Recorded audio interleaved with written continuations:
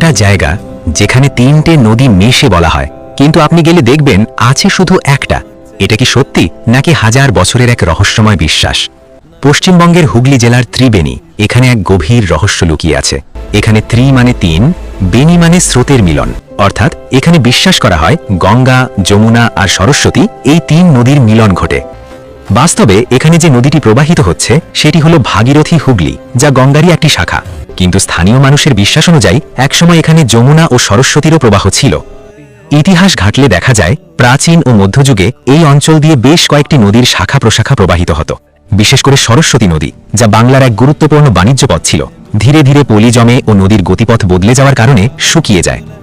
অনেক ঐতিহাসিক মানচিত্র ও দলিলে উল্লেখ পাওয়া যায় যে হুগলির এই ত্রিবেণীর আশেপাশে সরস্বতীর একটি ধারা প্রবাহিত হতো, যা পরে সম্পূর্ণ বিলুপ্ত হয়ে যায়।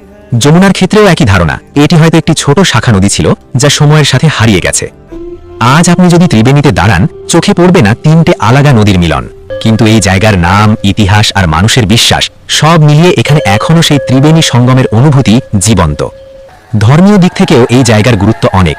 এখানে বহু মানুষ পুণ্য স্নান করতে আসে, বিশেষ করে বিভিন্ন তিথি ও উৎসবে, কারণ তাদের বিশ্বাস এখানেও সেই অদৃশ্য সরস্বতীর স্পর্শ রয়েছে। অর্থাৎ প্রয়াগরাজের ত্রিবেণী হোক বা হুগলির ত্রিবেণী, দুটো জায়গাতেই এক অদ্ভুত মিল আছে।